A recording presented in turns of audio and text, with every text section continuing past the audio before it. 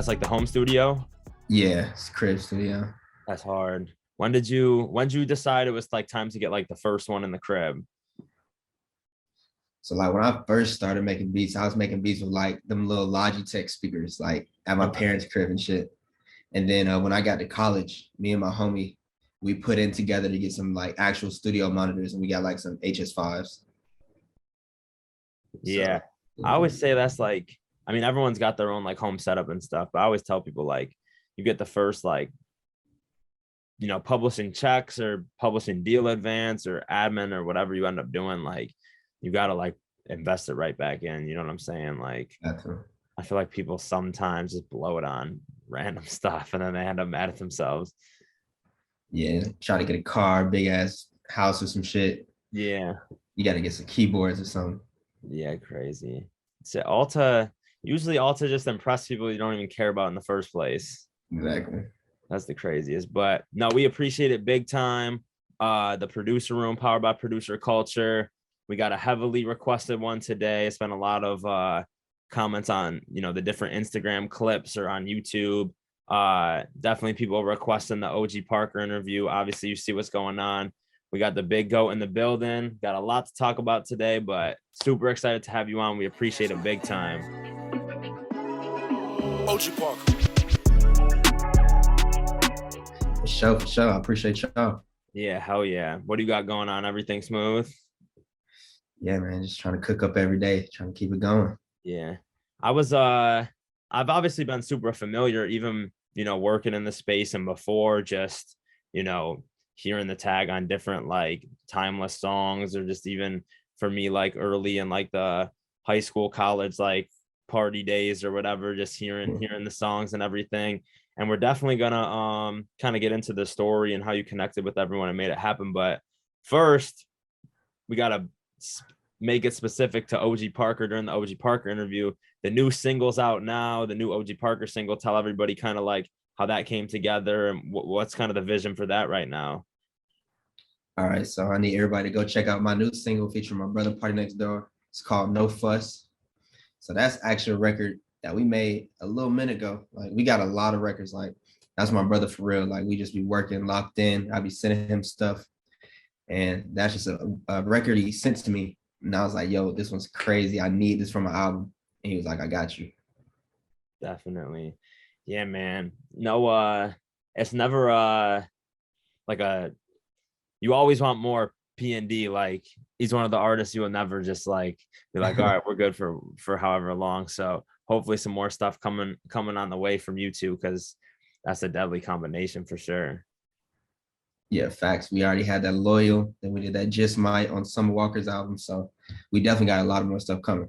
Yeah, a ton of stuff. But yeah, I mean, you're to a point now where it's countless artists happening, you make an appearance on, big projects throughout the year, time and time again. Even built up to the point now where you got major artists on your own singles, your own projects, etc. Teamed up with like obviously a top tier artist like DDG to do a joint tape or whatever. But I'm sure it's hard to remember, but it wasn't like that all the time, I'm sure. So what's kind of like the initial starting point for OG Parker? Like, how does music first enter your life, and like how did it really like kind of get kicked off from the get-go? Yeah, so basically, like I kind of been in music my whole life. My granddad was a professional pianist. He taught music at Morehouse. So he kind of like made everybody in the family like pick an instrument like we were younger. So I played like saxophone in middle school. And then when I got to high school, I switched to percussion. So I played snare drum in the drum line and everything. And then one day in like the 10th grade, my homie gave me FL Studio on a hard drive. And I feel like I'd never stopped making beats since Never that day. looked Like, back. yeah. That was 10th grade, you said? Yeah, that was 2010. Got it. So that's 10th grade, 2010. From there, what's kind of like, I'm sure the beginning beats might not have been the best or whatever, like the first three or four or whatever. But what's kind of like the progression from there? Do you start like making them and you're just saving them, playing them for yourself? Do you immediately try to start getting them to artists, or like how does it kind of like build up from that point? Nah, because they were trash. And like I would make a beat in like these Logitech speakers and go play them in the car. and they'd be all distorted and 808s clashing with each other. They were just all fucked up. Like I literally had to learn from like day one. Like these days, it's way easier than it was back then. You know what I'm saying? There was no splice loops. There was none like that. So I was making every single beat from scratch. So it was just like I just had to learn and learn the program by myself.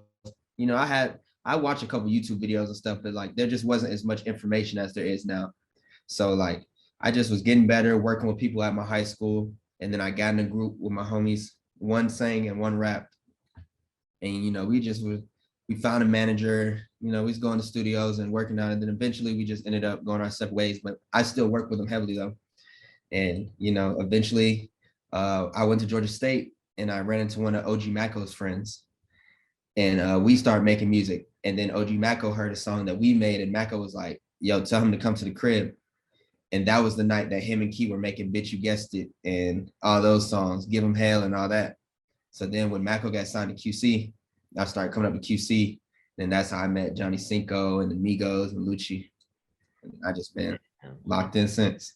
It's crazy how it all comes together like that. Like, you know, for you, were you kind of like building an artist, like building with artists in your home area or whatever? Or was it not really until you ended up going to college that you started kind of like linking up with different people?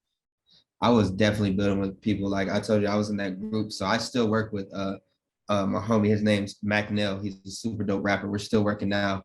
And you know, I think that's what really gave me my confidence to like make me believe like, okay, I can do this. Like people are rocking with my beats. Cause like, you know, sometimes as a producer, you're just at the house making beats and you're just like, man, I suck. Like, you know what I'm saying? You got to get through them nights and, you know, keep going.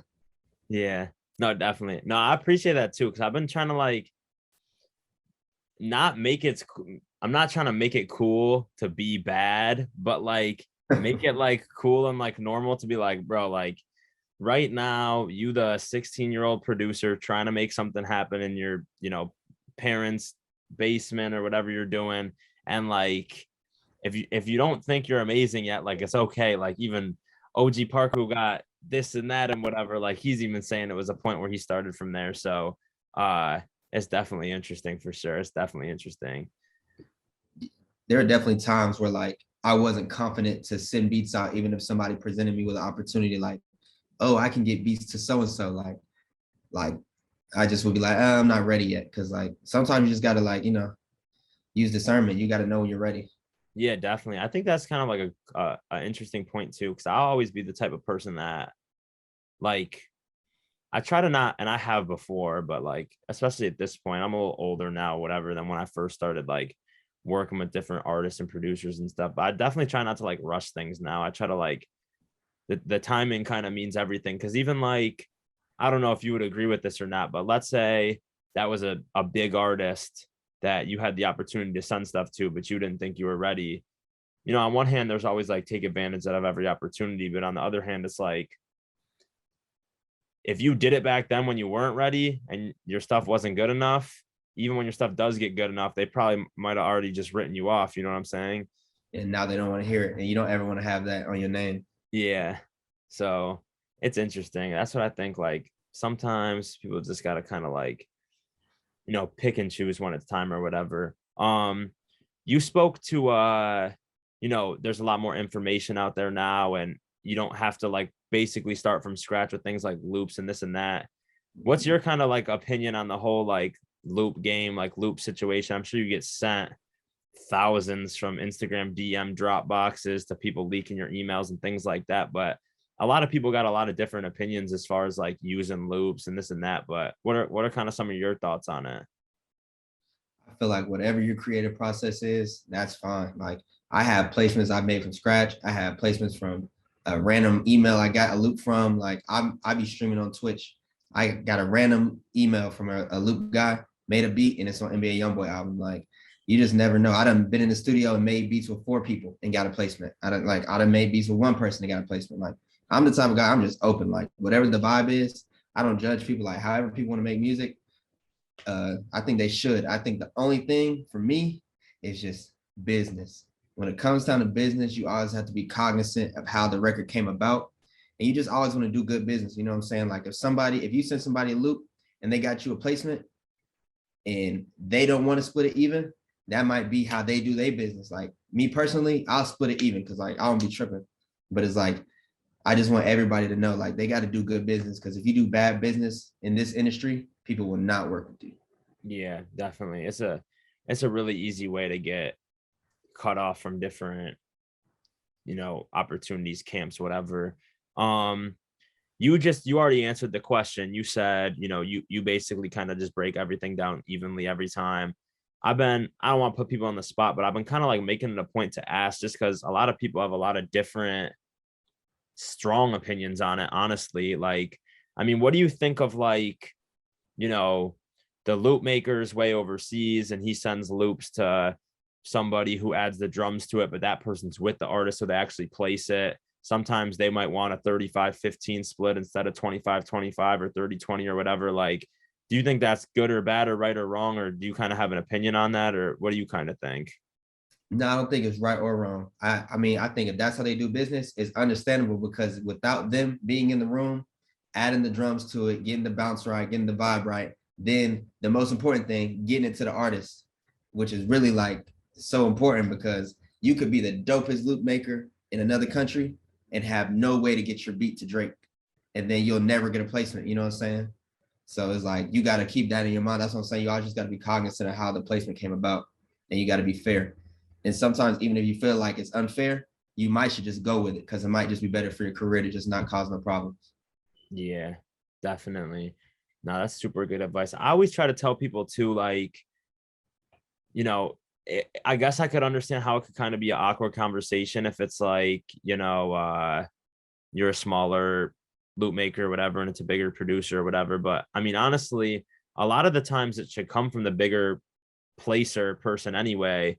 And, I think they should kind of like present it ahead of time, like, hey, bro, just to let you know, like, you're one of my go-to guys. I'm gonna place this stuff, but this is kind of the way I'm doing it right now because I have so many loops getting sent to me. Because at least if you do that, you give the person an option of like, okay, do I want to go down this route? If I do, I know it's going to be 35-15, not 25-25, but you give Mhm. them a choice. You know what I'm saying? That's probably the best way to do it. Just go ahead and let them know, like, yeah, bro, I love your loops. I'm working on them. Just know that if something does get placed, this is what it's gonna be.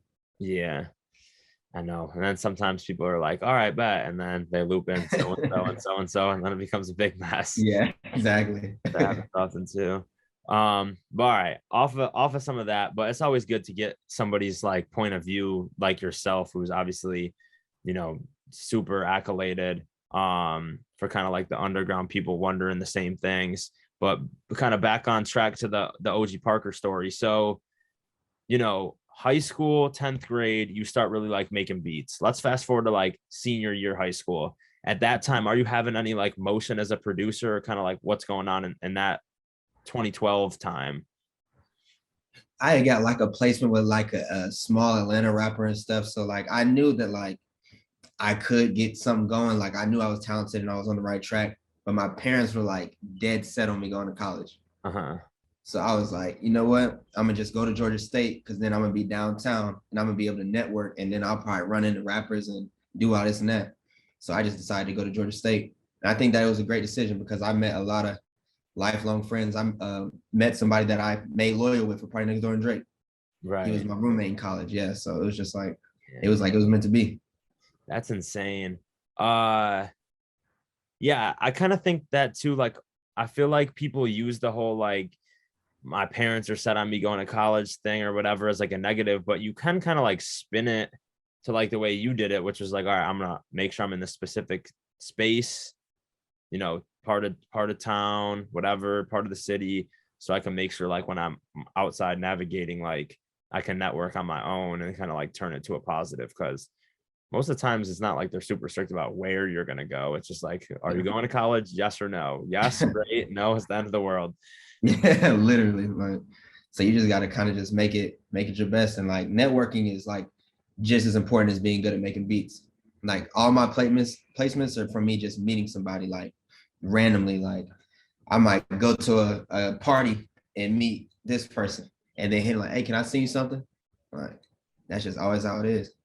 So how did you like go, like, did you graduate high school and go to college with connections, even if they were small? that helped you kind of like navigate and network when you got there, or were you kind of figuring it out from scratch right when you got to school? I figured it out from scratch when I got to Georgia State. Got it. So how did you mentioned OG Maco before, but how did it even like build up to that point where it was you and him, and then it kind of went to everything else from there? Well, I was like, everybody at Georgia State knew I produced pretty much. Like I was producing for like a lot of the rappers there and stuff like that. And I was always around my homie who's a rapper. He went to West Georgia, but we used to go back and forth. So he used to do shows and stuff. So a lot of people already knew. So then I just met one of OG Maco's homies. And then he was just like, yeah, man, you're dope. Like, let's work. And then it kind of just like meeting Maco. And then I started working with Maco. And then when Coach K and P hit him up, it was like the craziest day because OG Maco like texted group message like, yo, like P and Coach K want to meet me. And he signed to QC. And then ever since then, like as soon as he signed to QC, I think I dropped out of Georgia State like a week later. Yeah, right away. What how long were you in school until it got to that point? So I went for a year and then I dropped out. And then I was just working at the mall. I was working in Lenox Mall. And my parents were like, just go back. So I did summer classes. And then after summer class, I was like, yeah, I can't do this. Like, Yeah, so I technically did like a year and a half or some shit. yeah. Damn, that's crazy. I mean, hopefully my family or whatever doesn't see this, but like it's not like I learned anything in college. Like I barely finished. Well, I finished, like I had like a pretty decent GPA and everything, but I was already doing like my create stuff and whatever kind of in the last year. So I was kind of like holding on for dear life at the end. But Yeah. I finished. But I always say like you got out of college what I think is the most valuable part to it anyway. I just was there longer, but that was like the like being away from everything, kind of being more so independent. You got this going on, that going on, whatever. Like that's really like where the most like valuable skills come from, I think. In the money, because I was broke and I bought all my music equipment with my refund check. Yeah, exactly. That's the move right there. So do you kind of just start like going with Maco right away, right after you meet? Like it just clicks off and then boom, it's just off to the races. Yeah, because he already had that Roadrunner song. It was going crazy in Atlanta. So then once Bitch You Guessed It started going crazy. And like I just remember like Chris Brown posted like a Vine to it and all that shit. Like it was just, I could tell that Maco was up next. Like he was just going up and up and up. Yeah, that was one of those crazy songs because I think back then it's like slightly pre-streaming like DSP era. Mm-hmm. And I just remember like that beat, everybody did like some sort of like freestyle to it. Like I remember like Yeah. Big Sean did like a Cosmic Kev freestyle to it. Like it was just one of those beats that kept getting pulled up for all the freestyles every single time. Yeah. Yeah, that was one of the craziest ones. So it kind of goes from, and it's interesting because there's already a few like kind of like common factors, which was like music being in your life early on from, different family, etc. Mm-hmm. I'm starting to realize I think that definitely gives, like you an advantage compared to it not. Because more and more people just kind of keep bringing that up. Obviously, the networking component, but this is like everybody just, I feel like, wants like the biggest placement possible with the biggest artist, but the way that you get to that point seems to be like locking in with an artist on the come up every single time, Yep. because that's like Super Mario and I spoke about that in the last one, me and TNT with like the Rod Wave stuff or whatever. But I mean, speak to that a little bit, just how you kind of like sharpen your tools by like coming up with an artist on the rise. Yeah, locking in with Maco was different because like I was only making beats for him. So like every time I would go home, I just knew exactly the type of beats he was looking for. He would tell us what he was looking for. And that just, he made me faster at making beats on the spot. Like he'd be like, no, I need it like this. Like I wasn't used to that really. I was used to just making beats in my bedroom and sending them out. So like that experience kind of just got me better with just being able to just knock out ideas fast. And like you said, like just locking in with your own artist, it's really the only way to really get in the door, because it's like, if you don't know an artist, like you just said, Rod Wave, why is he just gonna randomly hit me up for beats when he got TNT? Like, Right. you know what I'm saying? Like they kind of already have like their own thing going on. Yeah, definitely. Um, but all right, damn, that's crazy. OG Maco is really a legend out here. Like what's crazy is that OGG was Mako and Doja Cat was in OGG. She had OGG in her bio. That's crazy. That shit's crazy, man. OGG, Maco, Doja Cat. We need the collab, the 2022 collab. We need it for real. OG Parker produced. Gotta be. We got to make that happen. I have no way of making that happen, but Right. you could do it. But no, that's crazy. All right, so from there you kind of mentioned how he starts bringing you around QC, and then things kind of start moving from there with some of the other artists that you had mentioned. What's like the first, like, do you remember that first like official QC session or camp that you were a part of? Like, how was it in the very beginning time? So me and my boy Deco, we were making a lot of our beats together at the time. So we did like Slippery and Walk and Talk together and everything. So we were both OGG. So we actually were just sleeping at QC. Like we didn't have a car. Like my parents worked late. So like I used to just sleep there for like 2-3 days at a time. And then I would ride the train or the bus home or have somebody come scoop me or something. So like I was just there every day. So anytime Quavo came or Johnny Cinco came, I was there. And they were just like, man, I like your work ethic, bro. I like it. So they're just like, man, play me something. And I just played Johnny Cinco's song and we made Understand Me. And I played Quavo songs and we made the song on their debut album, YRN, or, just everybody. YF and Lucci, he used to come to QC and work. I used to work with him, Pee Wee Longway, like Jose Guapo. We were just like one big family. Like we used to all go to LA when the Migos if they got nominated for a hip hop award, we all go to LA and stay in the same hotel and celebrate and have fun. Like it's really like a big family vibe. So I feel like it was really conducive for making music. Yeah. Damn, some legends in that. Some legends right there. I gotta ask this. I don't know if this is my guy right here. I want to work with him somehow. What's the Pee Wee Longway OG Parker process like? It was just a random day in the studio. He pulled up with Offset and they were playing dice until like 4 a.m. And then finally Offset was like, hey man, play some beats. And I played some beats. And Pee Wee just went, he was like, shit, I'm gonna start something. He just went in the booth and just went crazy. Bro, yeah. That was like 2014, maybe even 13. I'm a junior in high school. I got my Ford Focus. I'm driving around. I'm just listening to Pee Wee Longway, Blue Eminem too. Like Lobby Runners, that whole vibe. That was a whole moment.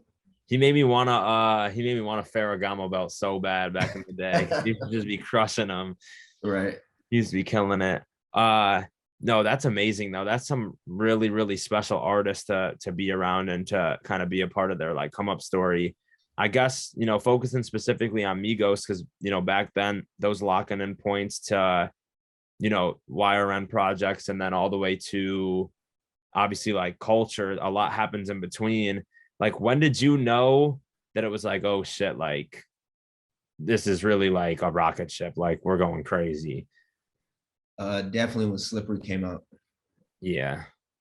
Like that was definitely my first time being like, oh, I'm on #1 album. Like, oh, everybody's talking about Bad and Bougie. Now they like Slippery. Like, this is a huge song. And I kept hearing it on the radio. And I was like, that's crazy. Yeah. What was like how'd the song come together from like, you cooking up the beat with or by yourself to getting it to him and then to everything, like how to get kind of to that final product? So Deco had actually moved to LA for a year and then he ended up moving back to Georgia. The first day he moved back to Georgia, he came to my house and we made like 5 beats. And the first beat we made was Slippery. And I sent it to Quavo that night. And then we went to, I went with the Migos to Miami for Art Basel. And we were just chilling. He was like, hey, I got a song that's gonna change your life. And he played me Slippery. We was like outside of like, what's Cali restaurant called? Oh yeah. The finger licking or whatever. We was outside. He played me and I was like, oh yeah, this is gonna be a hit. That's insane. What was you knew it as soon as you heard it before it was even out? Yeah. And then I knew the album was gonna go crazy just hearing they played like T-shirt and all those songs, and I was like, oh yeah. I was like, this album's about to be crazy. That album was crazy. That I still remember that. Like, boom, put on Culture, first song featuring DJ Khaled. Yeah, right. Like, and it just really sets the tone. And then it's just like that was one of those albums that, because I was in college at the time, you could just put it on shuffle. You could just put it on, let it play, not have to worry about like choosing the next song, whatever. And it's just smash, Time. Yeah. smash. Uh, as slippery or anything else that you had on there, um, how are you watching it from the outside looking in once it's dropped, and like how did you know like, oh man, like I got a monster right now? Man, it was just crazy seeing all that. I was still like, still trying to get money for real, because like, the music royalties are slow. Like, so like even when a song comes out, it takes 9 months. So like it's crazy experiencing it, hearing it on the radio and everything. But I was living with Deco at the time. We had a 2-bedroom apartment in like Sandy Springs, and we were still just cooking up every day. Like we were still hungry. Like it was definitely exciting, but we knew you got to keep your head down and work. Yeah, definitely. So many people, I think, lose sight of that. I always tried to tell everybody what you just said, like, you know, a song comes out and it's moving, you're not really going to get the money from it like that until, like you said, 9 months later. uh there's like the 2-quarter delay for BMI or ASCAP, which is supposed to be 6 months, but oftentimes there's like conflicts, or the initial splits that get sent in have a mistake or someone's name spelled wrong or something, so it can end up being 9 months. And now they actually say they're operating on a 9 month delay due to, or a 3-quarter delay due to COVID. So it's crazy. Yeah, It's it's too hard. crazy. um but so that's at that point, that's early 2017 when Culture, the original Culture, comes Yeah. out. Yep. You keep building with them, but it doesn't stop for you there, because I remember that summer is when Pills and Automobiles comes out. And Yep. that was, I think that was one of the biggest songs of that summer, biggest songs to close 2017. How did Yeah. that song come about? I mean, had you worked with, you had already worked with CB at the time, or how did you guys end up locking in? No, I didn't even know him. So basically, one of his friends, Bobby Love, his name on Twitter was Bobby Love OHB, and I know that's like Chris, that's like the crew or whatever. So he hit up me and Deco for some beats. So I was emailing him beats and stuff, and he was making songs to him, send me back and everything. And then one night they was in New York, and he was like, "Yo, Chris needs some beats. You got some beats for him?" And I sent him like 8 beats, and he said Chris got on like 5 of them. And one of the first one was Pills and Automobiles. Yeah, I'll never forget when I think, if I'm not mistaken, the song was teased before it dropped, but nobody knew that it was everybody on there. And then you end up with Gotti on there, Kodak on there, and a Boogie on there. Like, how are Right. you feeling when you saw that like crazy Avengers like stacked feature list on there? So I had no idea. They just like Bobby was like, "Oh yeah, this one going on the album." I was like, "Oh bet." And then he asked for my lawyer email and everything. And then when they sent through the contract, it said like Pills and Automobiles featuring Kodak and everybody. And I was like, "Oh shit." Oh And I man, called Smash David. I was like, "Yo, we got one. Like we got a hit." And he didn't even believe me at first. He was like, "Bro, I don't believe you." And I screenshotted it and sent it to him. He was like, "Oh shit." that's crazy. Had you worked with anybody on the song before at that point? Had you ever worked with Boogie or Kodak or Gotti? I didn't know nobody like that back then. Because it was, I feel like that beat, they all did their own styles on it, but it's like it fit perfect for them Yeah. in their own interesting way. um the year continues to progress, and that's when uh CB drops his album not too long after, and you obviously make an appearance on there, and you have multiple things. How did you kind of like stay locked in with him, or was it all just from that initial pack you sent over? So basically, after I got those placements with him, his engineer followed me. So, and he's actually one of my best friends now, Tizio. So when he followed me, I DM'd him. I was like, "Yo, the mix on the song is crazy, man. Let me see some more beats." And I just kept sending him beats, and we just kept locking in. And he was like, "Oh yeah, CB likes this one, da da da," and then we just locked in from there. Definitely. One thing I'm noticing too, like especially about you, it seems like you always been kind of like self-starter, self-motivated type, like you're gonna figure out a way to do it. And I Yeah. think so many people, like when they do their deal or whatever, they just kind of decide that like, okay, they're gonna do everything for me now, and they end up being kind of like sadly disappointed. I mean, speak to that a little bit, because it seems like you done basically created your own road to like facilitate all the crazy stuff that you have going on. Yeah, I've never been the type of guy that's going to sit and just send beats to my managers. Like, yeah, send these to these emails. Like, I pull up the sessions. Like, I'll pull up. Like, it don't matter. If 2 Chainz hit me at 3 a.m, I might be in bed. I'm pulling up. I'm gonna pull up with a pack. Like, I'll do whatever it takes. Like, you really have to really love it and do whatever at any time. What do you think, like, building up your face card and like kind of like those being in the studio, like how important is that? Um, I think it just depends the type of person you are, because some people are introverted. So like, I'm the type of guy, I'm gonna come in the studio with a bottle, get drunk. I'm drunk, I'm yelling, screaming, jumping around. Like, I'm having fun at all my sessions. So I think it creates a vibe. I feel like people want me to come to the session because they know I'm gonna make it fun. But if you're a more introverted person, like, you don't have to be there. You can send beats and still get a lot of placements. Yeah. Sounds like I need to pull up to an OG Parker session, see what's going on. Yeah, no, it's a movie. Um, what about, do you remember kind of like your first, maybe it was back and we kind of skipped over it in the early like QC days or whatever, but what was your first like in-person studio sessions with like major artists? Like, did you kind of sit back? Because there's a lot of people who have just had their first session, are about to, whatever. Did you kind of like sit back and take it all in and kind of see how to maneuver, or like kind of like some of the do's and don'ts like in the studios that you like kind of noticed over the years?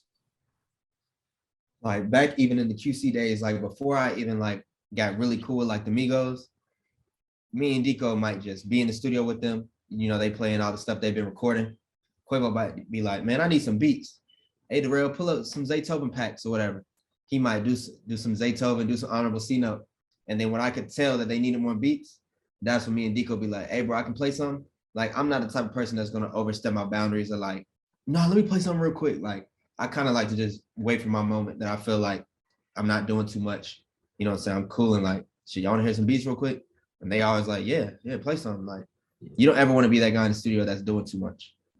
I feel like you kind of, nobody's really broke it down like that before. I feel like you kind of like did it perfectly to like, okay, I'm gonna let you guys maneuver how you're going, but you kind of like sit back, assess the situation, and then like you got to be ready at all times though to be able to move like that though. Yeah, your moment might be at 3 a.m. They, you know what I'm saying? That's why you got to just sit there and wait in the studio. Like, if they not tripping with you being there, I just sit there and wait for my turn. Yeah, and just chill. Man, that's crazy. You never know. You never know what's gonna happen next. You really never know. Never know. All right, so kind of thinking back to kind of on the timeline, pills and automobiles, etc. It continues. So more stuff with CB. Um, I believe Culture 2 drops basically 1 year after the first one does. You obviously have a huge appearance on there. The biggest song on there, one of the biggest songs of the year. What's it like just catching a smash like that, and how did kind of like that one all come together? Did it start as a Migos song? Did it start as one of them individually? And then how did it kind of go? I don't even know. I know he said that he recorded it like out of town, but I sent him some beats, and then I don't see them often because like everybody be on their own schedule. So like I was at QC one night just cooking up, and Quavo walked into the room and he was like, "Oh, I'm about to change your life." I was like, "What you mean?" That's the second Like, time he said it to you. it's your second time. He's like, "I'm about to make you a millionaire." I was like, "What you mean?" He's like, "You gonna see." And then like probably like a month before Culture come out, Real Money called me and was like, "Yo, you got the one with Drake on there." And I was like, "Oh, that's crazy." I had to go out and celebrate that night. Man, that's too crazy. It just builds up, builds up, builds up, and then he's like, just wait. Quavo twice. Right. Yeah, got So good news. yeah, yeah. I mean, obviously that song goes insane. The radio play, everything like that. Um, where does it kind of go from there? Like what's next kind of like for OG Parker looking to the future? I mean, you got obviously a really successful joint tape with DDG out now that I want to speak to that a little more, but what's kind of like the day to day for like OG Parker looking like now? Cause like you said, you're on your own time, your own schedule all the time. So what's like a day in the life? I try to not really hold myself to like some type of like strict schedule. I kind of just like wake up, I might play the game or something or do something, but every day I'm making beats though. Every single day. I'm gonna make at least 5 beats every day. You have sessions like stacked up every single day usually, or not always? Yeah, not always. Definitely, I always have like at least one session a week for sure. Like I was just in with Tusi yesterday. Mhm. Like I'm always gonna pull up on somebody because somebody's working every day out here in Atlanta. So I'll just slide by, see what they're working on, drop off some beats. Definitely. Shout out my man Tusi too. He was like one of the first people I ever started working with way back in the day. TNT actually put me on. Him and TNT is a project before like a lot of people really knew about Tusi called the Who Dat Project. And it's all Young Tago and TNT production. So they put me on back then and I really got to watch like his rise and he's crushing. Yeah, he go crazy. Yeah, I'm sure you guys got some crazy stuff in the stash. Yeah, hell yeah. Um, what about like, all right, two things on like the Migos specifically or whatever. One, when you first end up getting, you said you got like you had all of their numbers, or it was a group chat, or it was mostly like you and Quavo, you just sending beats to him. Oh no, I was sending. Me and Maco had a group chat, like the whole OGG. We had a group Right. chat. In QC, we did have a group chat for a little minute too. But I just send beats to Quavo email, or I be sending beats to Set and Takeoff too. But I just send a lot of beats to Quavo because I don't know. We just be having like a good relationship. Like with the hooks, he just be going crazy. Every time I send him something, he just Yeah. always coming a crazy hook. So you can even kind of speak to now, but you're obviously in a very different position than somebody who just locks in with an artist for the first time. Like when you first get his number, what are you kind of thinking, like texting beats wise or emailing beats or whatever? Because there's like, you want to like be giving yourself so much of an opportunity that they're listening to you often. So one of your beats is in that mix to get picked, but Yeah. also you could probably kind of overdo it too. So when you first have the access like that, like what's your kind of strategy? Are you doing a couple a day, a couple a week, or how are you kind of doing it? Well, the first number one rule is don't blow their phone up because they will block you and stop responding. So never do that. But like I'm really just real simple. You want me to send to your email or your phone? Whichever one they say, I just send beats to. That's it. That's it. Like I don't ask, did you fuck with any of them? Like you ain't gotta ask all that. If they wanted a beat, they gonna let you know. Like, you don't gotta do none of that. Just send the beats. Uh, so let's say back then he's like, yo, just text him to my phone. Like, how often are you sending stuff? I still won't blow their phones up. I would probably just cook up for a week and send my best 5, maybe. And Yeah. then maybe cook up for another week or two and then send my best 5 or something like that. Like you don't want to just be sending 30 beats because who's gonna sit to their phone and go through 30 beats? Like, Yeah, exactly. But so you're kind of sending like 5 per week type shit. something like that. Maybe 5 to 7 every 2 weeks, something like that. Yeah, something like that. Are you sending them all at once or you kind of spacing them out? I'll probably send them all at once. Yeah. Because that's the thing. Like, so you probably did have times though where you're looking at the phone and they haven't answered for a while and you got a whole bunch of beats that's just sent to you on the right. I feel like some people get kind of like, even I got like that a little bit when I was sending stuff through. And Lil Jeremy had hit me. And I started sending some stuff through to Lil Jeremy. And I'm looking, I'm like, damn, I done sent like 30 and I don't even know like whatever. And then one day I just text him Happy New Year. He's like, Happy New Year, bro. Thanks for everything. Let's go crazy. I'm like, all right, like I feel like it's easy to get like worried, like, damn, I'm seeing so much blue in the messages. Like this and Nah, because like really what they supposed to say back, like, thank you. Like, I mean, there's nothing to say. They probably just like, oh, bet more beats. I'm gonna listen to them when I get to the studio. Like, you yeah. can't overthink it, bro. Like they had their own life too. So you just gotta, let them rock. And I feel like people do be overthinking it Yeah. often. I have before too. Yeah. Sure. What about I think you made a very good point that only helps you and probably helps you a lot, but people love asking. You said you made it a point to like, yo, did you fuck with anything? Yo, da da da da da. You said you never do that. Like, speak to that a little bit, because I feel like people do love asking like, what's going on? Any news? What's up with this? Da da da. My rule is don't ask nothing. I don't ask nothing. Somebody might be like, hey, you got my next single, bet, with some flame emojis. I'm not asking when you're dropping. I don't do. I just personally like think that people find it annoying. Yeah. But I just rather just, if you're gonna know when it's time to know. Yeah. No questions. I don't. I mean, it's probably nothing wrong with asking the question, but like me Yeah. personally, nah, I'm not asking nothing. Yeah.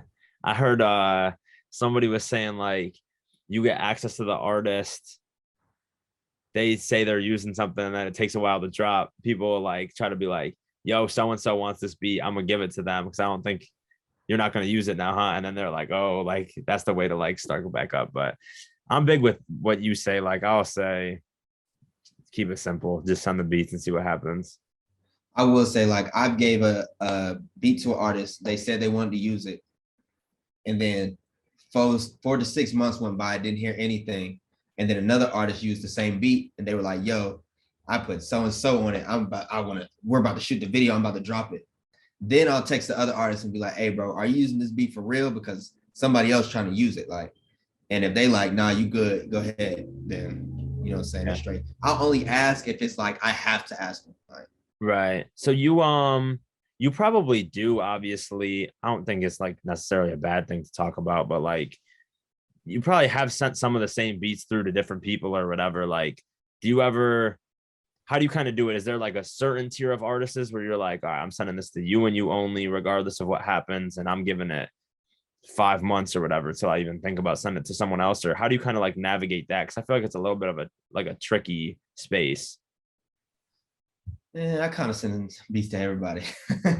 I don't know.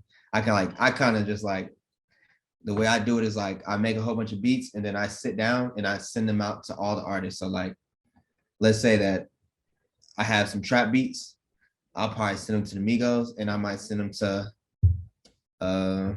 who's somebody like Lil Baby or something. Like I'll just send, you know what I'm saying? Like, cause you know, somebody might not like this beat and somebody might like this beat. Like you just never know. And I don't want to miss out on the opportunity by just not knowing. So I'd rather just send everybody the beats, and then, you know what I'm saying? Like it's very rare that an artist wants to use the same beat and they both want to drop it. Like that, the odds of that are really low, I think. Really low. And is it really, if you've ever had it, is it really the end of the world? Like what No, you I'll just remake it for whoever trying to drop it at a later date. I'll just remake the beat. I do that all the time. Yeah. See, like it's not that big of a problem. I think people get so worried about it. Yeah. No, it's not a big deal. Um, damn, some gems in there. Definitely some super good information. All right, fast forward into kind of the present. You and DDG drop, you know, the joint project I've kind of hinted at, had it a few times. How did you guys lock in, and how did that happen? I thought that was a really, really cool moment for him in his career, because it was kind of like a defining like music direction moment. Yeah.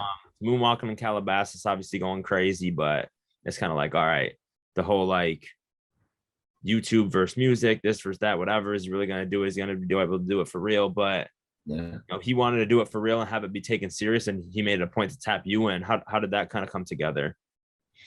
So we had already worked prior. I was on his previous mixtape. So I had like 2 on there. So we was already cool. And you know, we kind of just kept in contact. And then one day I told my managers, I was like, I think I want to do a tape with DDG because like we can make some crazy shit. And then I hit him up. And he was like, yeah, let's do it. So then I flew to LA, and then we worked on it there. And then I flew to Miami and we worked on it there. And then like while we were working on it, Moonwalking in Calabasas just starts going crazy, like out of nowhere. Like I didn't even know about the song when I hit him up to do the project. I don't even think he had made it yet. I don't know. Like we were just working, and then he just dropped that song. He was like, I'm gonna just drop this real quick, and like it just went through the moon out of nowhere. That's before Blueface is even on it or anything Yeah, like exactly. that. Yeah. Like, and then he put Blueface on it, and then it started going even crazier. And I feel like it was just the perfect like beginning part for the project, because it was a talking point. Everybody was like, okay, so he's good at rapping. Like he just made a hit. And then like, oh, now he's gonna do it to OG Parker. And then we kind of just put it together. Yeah, he definitely made a hit. Not to be looking at to what DDG got going on or anything, but that YouTube money's got to be crazy. Like, you know, been around it a little bit. Like, that's got to be crazy. Yeah, he rich as fuck. Shit. because people want to like knock this or that or the YouTube or this or that. Sometimes I'm like, bro, you do not understand. Like publishing is like a percentage of a percentage of a percentage, and like the Yeah. like shit, that money's going from YouTube to his bank account. Like Yeah. not not too much in between. Yeah. Um, And he's getting music shit now too. So and his music shit's going crazy. It's going too crazy. Uh, what's kind of next? I mean, it's still early 2022. Like, what are kind of some of your big goals, plans for the new year? What are you looking forward to as the year progresses? so pretty much I'm really focused on my album. My album's gonna be called Moments. So I dropped my last single with Chris Brown, Lotto, PNB Rock, and Lane Green. Then this Friday I just dropped No Fuss with Party. So I'm gonna drop one more single and then I'm gonna drop my debut EP. So I got a lot of dope songs on there. I'm really excited for that. And then I want to just, just keep working with everybody I'm working with. I've been got a lot of stuff with Chris on the way. Just I've been working with the same people. Meg, we was just locked in. We got some crazy shit on the way. Most definitely. Yeah, that's speaking of Meg, obviously we got to talk about thought shit. Like, how did you and Meg lock in? I mean, Meg is like next level. Like her shit's going too crazy. How did you guys lock in? How did thought shit come about? I just heard it out when I was out on Saturday night. Like I went to some club in LA. I'm sitting there and they're just blasting thought shit like back to back to back. I'm like, oh shit, I forgot about how big this is. How did that song come about? Yeah, so her producer Lil Ju, that's my boy. So he came to Atlanta and he was like, "What you want? Let's cook up." I was like, "Let's do it." He came to the crib to this room right here. We cooked up like 7 beats. That was just one of the beats we cooked up. And then I'm like really cool with her engineer Source because he's an engineer for Hitmaker them too, who I work with heavily as well. So I sent him some beats. He played it for her. They made that shit. And then her manager just called me like, "Yo, we got one." You just have bat fire emoji. That's it. No No more question. questions. Yeah. No, that's fire. That's how I want to be. Just strict, putting in the work, minding your own business. Yeah. Yeah, I feel like you'll be valuable for that. You obviously are, but I'm saying that to like anybody. What about, is there any non-music stuff going on that you're excited about? Anything you got kind of like in the day-to-day, anything you're working on non-music wise? Yeah, I'm working on a clothing brand. I got Neutral Records, which is like me and all my brothers. We got a label, what I'm saying, a whole bunch of producers. We like a gang, like 808 Mafia type vibe. And then I'm starting a clothing line called Neutral Clothing Collective. So been working on that heavily too. And then that's it, really just focused on music right now. Definitely. I definitely need the prototypes or whatever before it comes out. I need the hoodie, the sweatpants, whatever you got. No, I got you. I got you for sure. It's on the way. Hell yeah, we need that for sure. But no, we appreciate it big time. So much good information. I mean, to me, kind of some of like the main like themes throughout it is like, basically made everything happen yourself for yourself. Like you didn't rely too much on other people. This deal or that, manager or whatever, like you really kind of like made it happen yourself. And I know you got an amazing team around you too, but you always got to like be putting in the work yourself and just building with those up and coming artists. Like it seems to be the way that a lot of doors end up getting open for sure. Yeah, no, I have a great team with my managers, Melita and Stevo, but you can never just rely on them. You know what I'm saying? They give me a lot of placements too and move me around and help me with my day-to-day stuff, but you don't ever want to just rely on somebody because, they wouldn't want me to just rely on them. They want me to go out and get it myself too. So you got to always just be a go-getter. Yeah. Hell yeah. Always be a go-getter, but we appreciate it big time. Like I said, the producer room powered by producer culture, some amazing information, some great advice, some top tier gems in this one. My guy, OG Parker. Shit, if I got one thing I could ask you, who do you think we got to get on here next? Who should be the next interview on here? Who do we got to get on that's got a crazy story? My boy Buddha Bless. We got to get Buddha, right? Yeah. Matter of fact, I just DM'd him the other day. He hit me right back. He was like, "Yo, let's do it." Because did you see he was on Instagram talking about, yo, if you and somebody make something happen together and they try to take all the credit and act like they did them themselves, that's the goofiest shit. And I'm like, bro, I cannot agree with that more. So I want to get on and chop it up. I definitely DM'd him. I gotta hit him again for sure. Yeah, hit him because he's a funny guy, man. He gonna turn up. He gonna tell you how he really feel. Yeah, that'll be a crazy one. All right, I'm definitely gonna do that. But we appreciate it too much. Everyone, make sure they like, comment, subscribe, comment who you want to see next, and like OG Parker, you just might get it from the heavily requested one. But we appreciate it big time. I got you. I appreciate y'all, man. Y'all be safe. Hell yeah.